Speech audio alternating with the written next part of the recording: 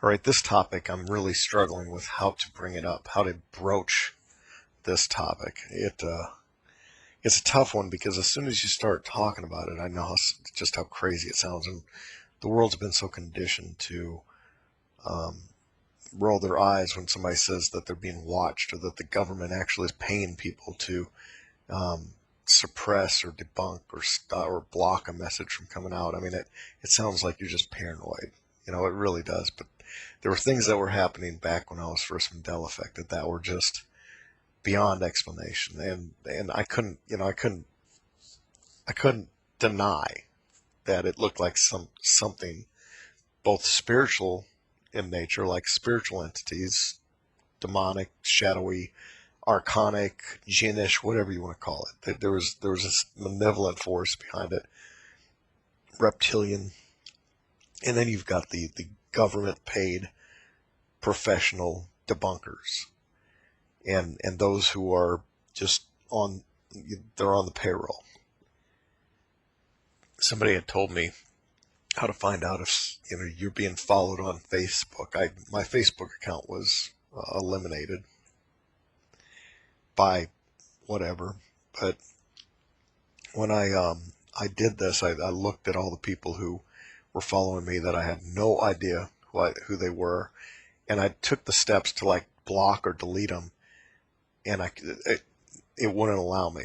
And the thing was that for all these people that you could not remove from watching your profile, those were the ones that were um, they were being paid to monitor you. I can't remember the steps. There was a lot of steps that somebody shared with me, and I did it, and I was quite amazed at the number of people. But it didn't take long for my Facebook account to get removed anyway. Now, what was I doing that was so bad? I wasn't talking about anything against the government or anything. I was just posting my experiences about the Mandela effect, and that's the weird thing. Why suppress that? What was the big fear that any government agency would have that I'm talking about the Mandela effect? I've wondered about that, but I remember before my account was removed, I made a post about Hillary Clinton and her name changing, and that post was removed. And then I did another post that was removed very quickly, and it was somebody sent me a video who was like a friend of a friend that was on the inside of that Indian reservation when the pipeline was going through and the government was hosing people down and doing a lot of violation of human rights stuff. I mean, it was pretty cruel. So I just posted some of the stuff, just real footage. I mean, it was actual, factual. This was like a person in there, and that was deleted like almost within an hour, just gone. So that was probably the worst thing that I'd ever put that was like against maybe the government in any way, but most of my stuff was just Mandela effect. But eventually they just wiped out the account. I went in to sign in one day and my account just did not exist. It was gone. But then there was the YouTube channel. When I started that, there were some really weird trolls, and I'd go in and look at their profiles and these sock accounts, and you could tell that this person was, not, there was something not right about it. Then I found some ads for things that were actually, ads by the government looking for, or some agency looking for people to be basically government trolls or misinformation people, stuff like that. I mean, it sounds crazy, I know, and it sounds like I'm being paranoid, and it's not. There was something to it. And then I looked at some accounts. There were people jumping in on the whole Mandela effect theme, and you'd look into their background and you'd see like they were actors in the past, and they looked pretty, like they looked like they were funded. I remember this one guy. He was like rapidly getting subscribers, like way too fast. And I had a comment thread where I saw him respond to somebody who was like trying to call him out on something, and he replied just sarcastically, "Watch my subscribers. I'm about to blow you away." It's like he knew something was going to happen. He was taken in under the wing, I guess, and brought into the the inner circle, so he knew. You know, there were a lot of people reporting similar type things, like that there was this boxing in of them trying to put out a message. But other people, and this guy that said he was about to take off, he was right. I mean, his numbers just went through the roof. Crazy growth. My growth back in the beginning was like 150 new people every, I don't know, it started out, growth was like at first real fast, and then it slowed down to about 100, 150 a month, and then it just went down to nothing, like absolutely nothing. People constantly tell me they're getting unsubscribed. They have to look for me. They can't find me. It's like I'm blocked in searches. It's just, the message is definitely being repressed, and you don't even need a government agent to be on the payroll to be after you. You can just have like a bot, you know, an AI, something like that. But then I saw too some things that either were just somebody making fun, but they did a lot to discredit Mandela Effect people, or like the one that really stands out on April Fool's Day. Remember in 2017, I'm sure this was about 2017, April Fool's Day, the Sinbad commercial came out, and it was based on all the Shazam stuff. And it was very well done. Like, there was money spent on that video. And everybody was like, oh wow, look at that, we found evidence of Mandela. Now maybe somebody was just having fun with it because Sinbad and the people connected knew that movie was a big Mandela Effect, and they just wanted to have fun. But why spend? I mean, why spend the money? There was, I mean, this was like a legit commercial. Why spend the money making such a thing when there's nothing financially to gain from it? Just as a joke? I don't know. It seems to me like they did it to discredit, because all of the people who would jump up and say, look, I found an old commercial. I found an old commercial of Sinbad. This proves the Mandela Effect. And then, you know, they later say that it was a joke. It was just an April Fool's joke. And once you start getting that out there, it's just all this psychology stuff and getting people to just think that it's all, you know, a joke, because you hear one good strong example of it, then you think everybody just assumes there's nothing to it. It seems like there's an intentional program to deflect people away from looking into this. I also think about that stupid portal in that guy's bedroom. That's give me a break. But there's been a lot of them like that.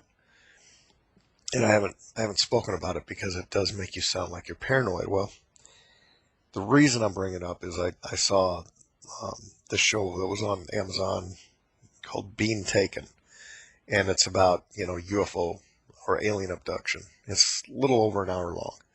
What I noticed in that show, about halfway into it, there was an awful lot of evidence coming up about government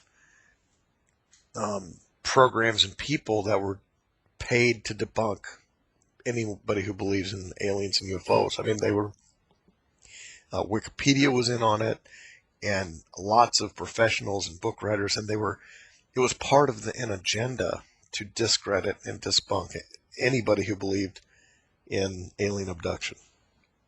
I mean, they had people that were part of the government that knew what was going on. They're going on saying, I witnessed these alien things, and there's these people that were trying to cover it up were just pure evil. And that's in that video. He says it's just frustrating to deal, you know, people that today are still denying UFOs and aliens. They say it's frustrating to deal with anybody that's got that degree of ignorance, because there's so much. And it's funny how things have swung now. It used to be like, really, they were doing everything they could to stop that message from coming out, and now all of a sudden it's like flipped the other direction, and it makes me wonder why. I mean, is it because there's just too much evidence to fight, so now they're just going to try and control where it's going from there? I don't know. But the thing I found most interesting was the same tactics that were used against people talking about aliens and UFOs for so long by the government. I see those exact same tactics being used on the whole Mandela Effect community. So that show gives lots of examples of government debunking and Wikipedia bullcrap and people on the payroll that are on the payroll to deflect and make people look like lunatics who talk about their experiences. The show just does a great job of calling out debunkers for the BS that they are. And one of the complaints is that these debunkers are violating the basics of science. There's rules of behavior that, the scientific profession should follow, but these debunkers, and they give examples of people who are paid to like deny and muddy the waters. Their sole mission is just to shut down any belief in something. That's it. It has nothing to do with science. It's all just in a control of the idea. They pointed out some guy named Phil who was hired by the FBI to be like a main debunker against the alien thing, and he wrote books and gets on all these TV shows. He becomes real popular because he's funded and backed by the FBI, and he becomes like the face of like authority, and he's not. He's completely the opposite.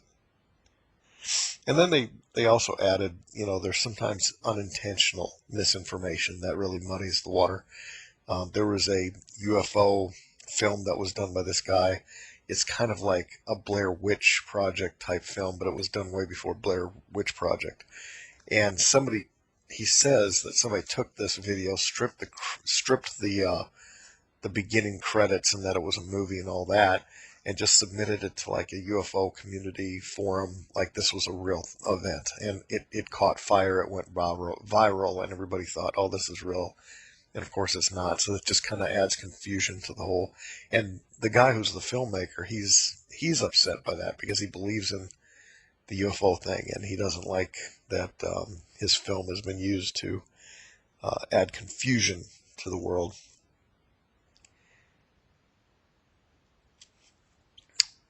Also in that show, they talk about how, all these creative, all of this stuff about people having false memories and bad memories, that was assigned to people who have been abducted by aliens too. I mean, Mandela Effect people aren't the first to been hit with this. All of these UFO people, and people think they've been abducted or had alien experiences, they've been under the criticism and attack that they're hallucinating, their illusions, their minds play tricks on them, the memories are bad, all that stuff.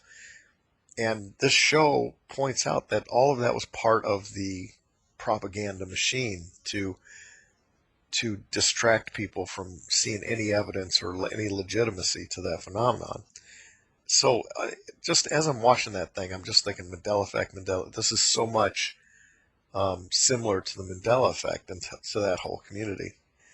One of the quotes somebody said in the show was, if this is a mass delusion, when have we ever had a mass delusion like it before? I mean, just think about that.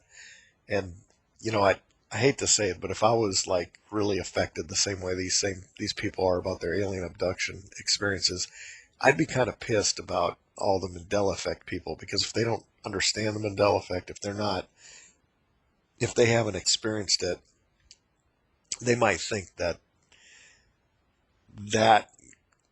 they might look at it as a threat to their credibility, because it the same attack that's going to them, that's exactly what the Mandela Effect community is getting to, except the world's turning around on the UFO thing. They're not even close to that with Mandela Effect, and there's not nearly as many numbers. So then the suggestion feed rolled over to another show called The Seeding, or Extraordinary, The Seeding. And the thing about that show, it's all alien stuff too, and abductions and whatever, but the thing about that show is everybody on that show, all these people that are talking about their experiences with it and how it's like having PTSD, and you've got two lives. You've got life A and you've got life B, and they can't come together. You can't. They talk about how they're they're no longer part of the world, the regular world, because nobody understands them anymore.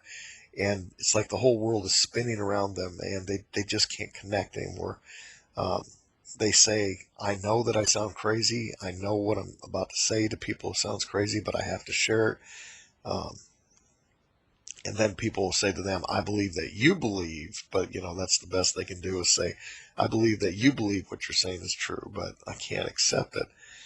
Um, and then these people say, after they tell their friends and family what has happened to them, then they act all worried about them, like, are they losing their mind? Are they mentally stable? Are they emotionally stable? Are they capable of doing their job the way they were before? They get this judgment and criticism after they share their story with people, and it never leaves. It's like from that point on, they're treated like this uh, different person. So the show says that they recommend that you get support if you've been affected heavily. And everything in that show is geared at alien abduction, but it just so parallels perfectly with Mandela Effect people. But Mandela Effect crowd is so much smaller than the alien abduction groups. But it's funny because how are you supposed to get support? Because as soon as you open your mouth, you're 99.9% chance going to get knocked down, and you don't want to keep going through that. So you just keep your mouth shut. So you can't really find support groups. I'd almost like to go to an alien abduction support group just to just pretend they're talking about the Mandela Effect, but have at least a little bit of support that way. They say once you've experienced this, once you've had it happen, there's just no going back. There's no going back to your former life. The toothpaste is out of the tube now. If you can't put it back in, it's done. That's exactly the way Mandela Effect community is. Now, there were some interesting comments. Of course, everybody's got an opinion, and with UFO people, they all have a bunch of different opinions too about what it means. Are the aliens good? Are they bad? I tend to lean towards the bad, but things like they say consciousness can break through the matrix and break the chains. I thought that was an interesting comment in that show. And they say these beings, talking about the reptilian aliens that are abducting people, they don't have the same morality. They don't have the same morality as us. But I think there was like this outrage that people are taken because against their will. And then you've got other people saying that the aliens are not all that bad, and even the ones that are taking people are just doing it to, save our race or conduct experiments. But they've got they got their own little subgroups within their community, just like Mandela Effect has subgroups of people um, that have different ideas about why this is happening. In that show, they talked about, how many people have lost their families. They've gotten divorced. They've lost their profession. This one person said she knew a medical doctor who lost his whole profession because of it. It's very similar to the Mandela Effect in that. A lot of people have just lost everything. And it changes you just forever. They said, unless you have this experience, unless this happens to you, it's just a story. Once you have the experience, it changes you to your very core. And they express a desire for people when they share with them their experience, because they need to therapeutically talk about it. They say they wish that people would just be kind and compassionate, that they would understand that this was a traumatic experience, and that's not the way they've been received. They've been received with great judgment and criticism and non-acceptance. And they say that this thing that's happened to them have just ruined their life. And that's so many times Mandela affected people have said the same thing, that this experience has just ruined their life. I mean, you get shut down from every corner. And Part of that might be that there is both a spiritual or alien opposition and a government, and not just government, but billionaires and elite, all the people in the network up there. There's this paid push to suppress and make people look and feel like they're crazy. Another quote was, people will ruin other people's lives because they just can't accept it. And that's one of the reasons I wanted to be anonymous on YouTube, is because I recognize right off the bat that people like Wendy Mitchell would delight in ruining my life just because what I was saying doesn't fit her belief system, and it causes such great offense to people. Some of these people, as they're telling their experience, they would have complete breakdowns and tears and just utter sadness. I mean, you would see how much their life has been affected by the whole experience, and then being rejected by society because they tried to reach out and get some compassion there. And all of the people that have been working to call them crazy and the coordinated attacks against them, it's just made it so much worse for them. I also noticed there was a couple of them that had some weird health issues that just popped up out of the blue, like they were going to die, and then it just went away, just like that, just a mystery for no reason. The thing that they were going to die from suddenly is gone. I think about how I had that little thing with the, blood in the urine, and it just went away. Stuff like that.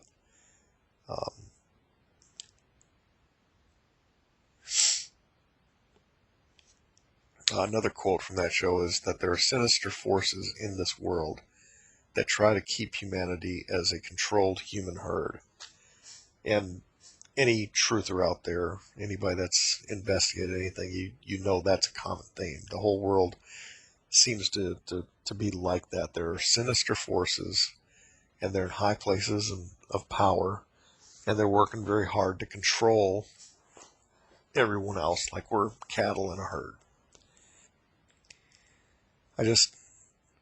I don't have a lot of answers. It seems like the more you learn and the more you come across, the more questions you have. But I would encourage people to watch that show, Being Taken, if for nothing else, just to see how much it exposes intentional government or large corporation or whatever. There's at very high levels, they rip apart and show how much is being done to discredit anybody who has an alien abduction story.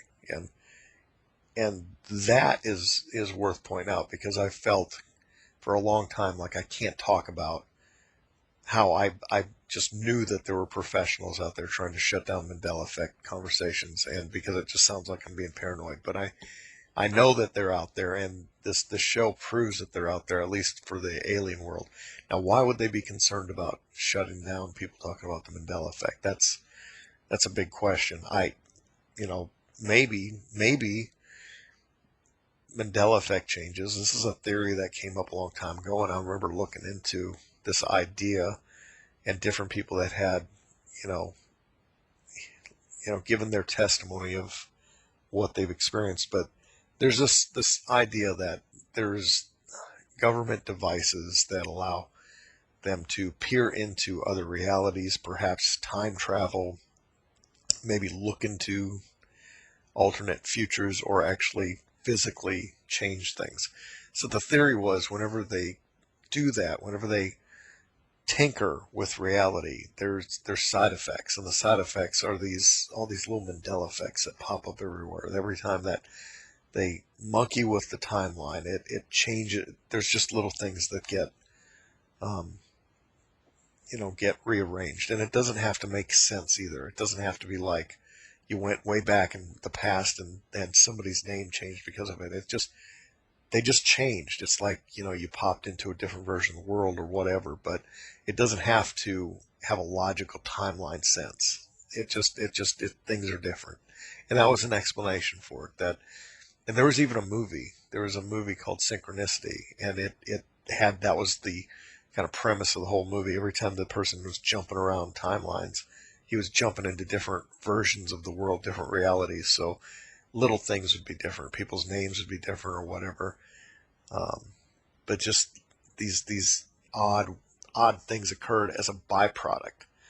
So, there's one possible reason that a government might not, a shadow government might not want you to know about the Mandela Effect, because these Mandela Effects might point to, learning what they're up to somewhere else, or they've got their hand in it, or who knows? I mean, I'm just totally spitballing on that one. I have no idea why they care, why they want to shut us down, why they want to shut people up.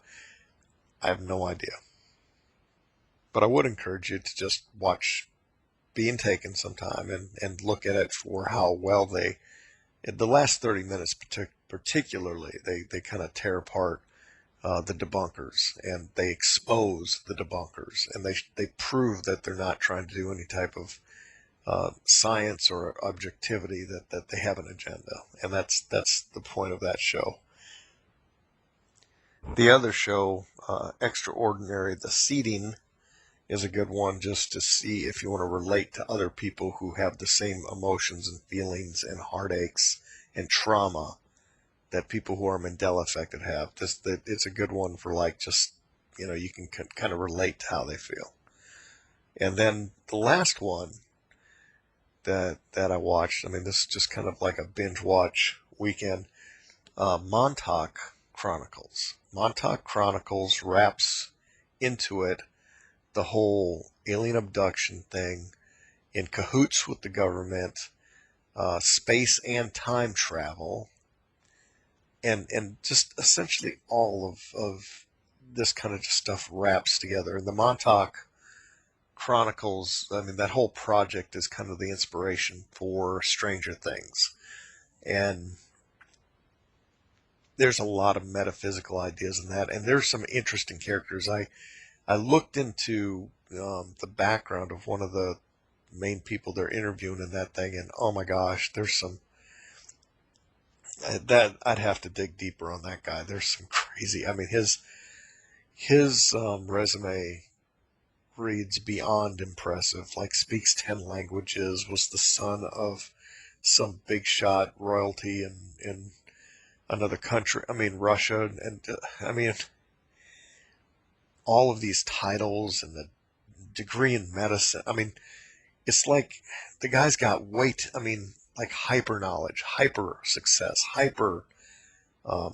knows way too much for one lifetime, achieved way too much. And then there's something about being connected to Knights Templar or something.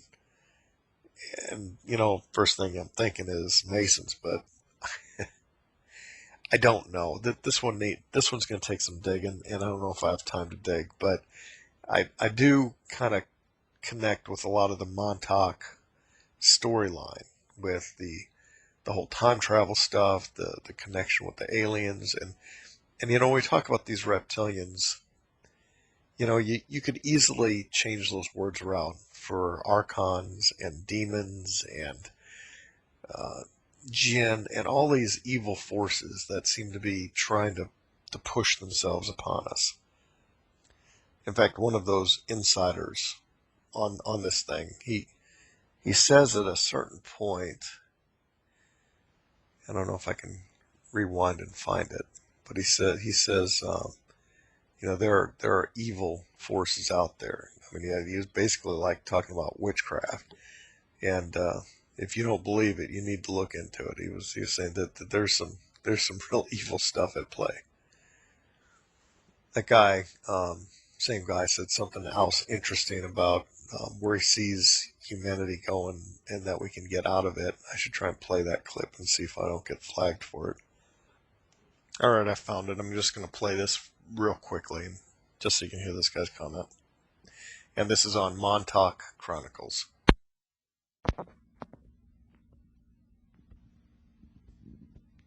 Okay, 1 second. What's going on this planet is unbelievable. You've got psychic warfare, you've got religious warfare, you have a lot of civilian people now that are under almost continuous attack. As they speak of in the Bible, the days where the souls of men will be sorely tried, very much so. And some will be able to hang on and keep themselves in the right direction and keep on with the light, others will not be able to. There will be a lot of, I would suspect, I'm not trying to make this as a prediction, but I would suspect when we get to those days will be a large number of suicides. Enough people will get their heads screwed on straight and realize what is going on, and that they have control of the situation. If they wish to exert control, they will have the control. Civilization will not crumble and collapse as been predicted. It will survive, though it will change. It will have to. But people can change history. History is not cast in stone. All right, so that's the comment I wanted you to hear. Some interesting things he says. Kind of sounds like talking about the end times, but that last statement is that history can change. Haven't we experienced that?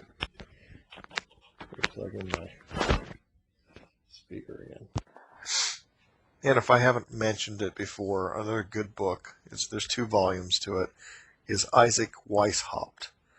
It's his last name, Isaac, is Isaac. His last name is spelled Weishaupt. Book title is called Aliens, UFOs, and the Occult. Use Your Illusion, volumes 1 and 2. You can get it on Amazon. But, and maybe I can put links for all of these things that I'm referring to. But the thing that I like about Isaac's book, if I haven't mentioned it before, he packs it with research and information, and it's not something you read just one time. You got to go back and take notes, and there's a lot of things that he brings up that I'm familiar with. Any of us, if we're truthers and have been researching this stuff, we're familiar with things, but he brought up some things that I hadn't heard of. One of the things that he brings up in his books, I think this was him, I'm pretty sure it was, and I've heard this at another source too, like somebody telling their story, like in a interview on YouTube, but he mentions too that something that is intentionally left out of the UFO community, something that is never brought up, is the testimonies of people. I mean, it's like edited out. Whenever people talk about being in this alien abduction experience, the ones who were Christians who were calling upon Jesus, those are the ones who were able to prevent the abduction. Like they couldn't continue because of their calling out for Jesus. And the same thing with like military people that were working in underground military bases. They were working in these underground facilities, and they were not allowed to, use the name of Jesus in any way because it has power. And the reason I'm thinking about that probably is it's Christmas time, and I had worked for that one company that I no longer work for, but they were all freaking out if you say Christmas tree. You're not allowed to say Christmas tree. You're not allowed to make references about Jesus or Christ because it's so offensive, and that's what they want this whole world to go to, is to this, strip it of that name because it's offensive. Well, that's definitely worth some more investigation and study, but if that's true, if these 2 or 3 different accounts that I've heard are true, and that's a legitimate argument, that would make me, wonder more why are they so afraid of the name of Jesus. Now, I can't cite all of those references. This is stuff that happened over time, but I will say that if I found myself surrounded by a bunch of dark, shadowy, archonic, demonic, or reptilian beings, I wouldn't hesitate to be calling out the name of Jesus. I would not hesitate. You can bet I'm going to go there. So I'm not going to stand there and resist them with my own inner light and my own source of power, because I don't know. I trust I trust the name of Jesus a little bit more than the name of Scott when it comes to fighting something evil. And I've been in the presence of evil. I know what that feels like. I know what that sensation's like, and it's definitely it, it makes the hairs stand up on the back of your neck. But anyway,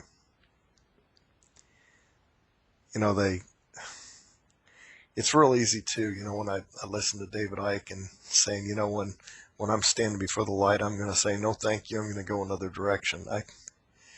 If you've ever had a near-death experience, or if you've ever had that time that in the presence of God, you kind of just smile when he says that, or anybody says that, because you just don't realize. I mean, until you've experienced that. I mean, this talk has been a lot about, you have to experience something to really know what it is. You can't just study it.